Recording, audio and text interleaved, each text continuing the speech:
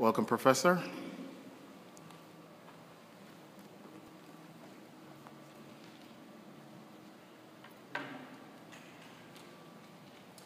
Hey guys, thanks for joining me today. Welcome.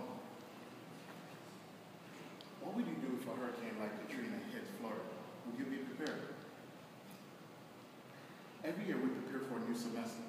We buy new books, we buy new clothes, we buy backpacks, we buy decoration for a dorm room.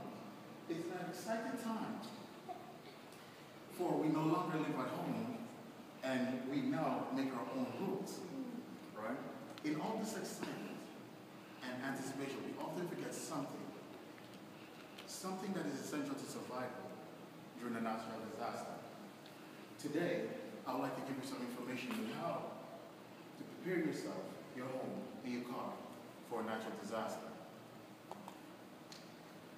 According to Wikipedia.org, Hurricane Katrina was one of the deadliest and most destructive Atlantic tropical cyclone of 2005 Atlantic hurricane season.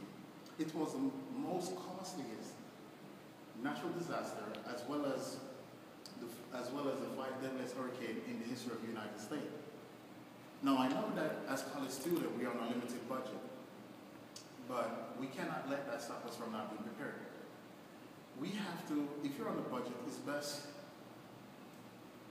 to shop cheap, or buy cheap, as we call it, right, in order to get more for a buck.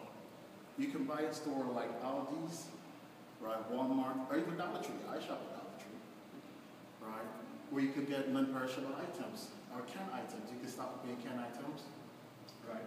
You can also, during this time,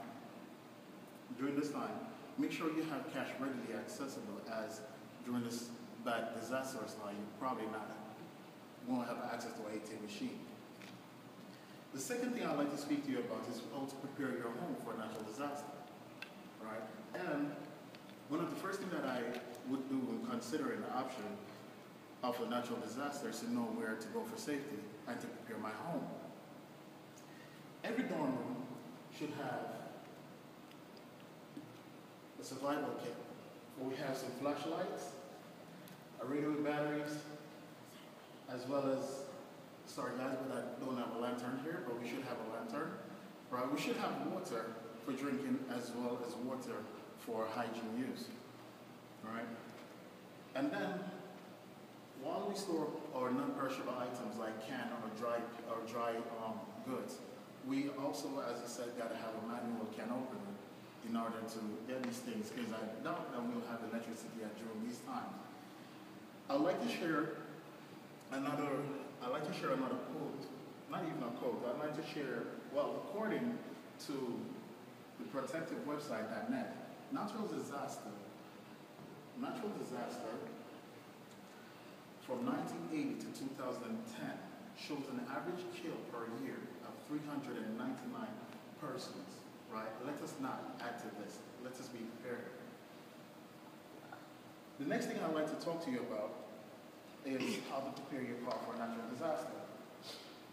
But before doing this, I'd like to give you just a little bit more information from the weathersafety.gov 2013.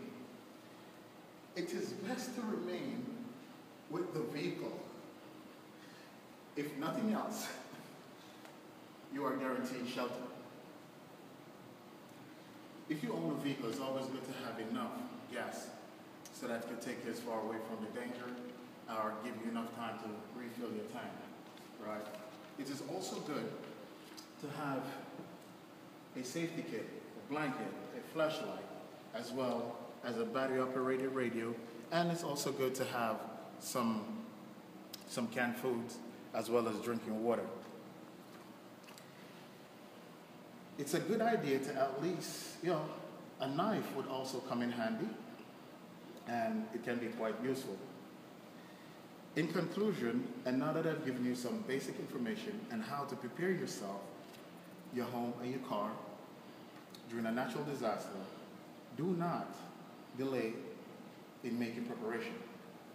Shop cheap. I sure does. You know, as a matter of fact, that's my midnight cheat. Right?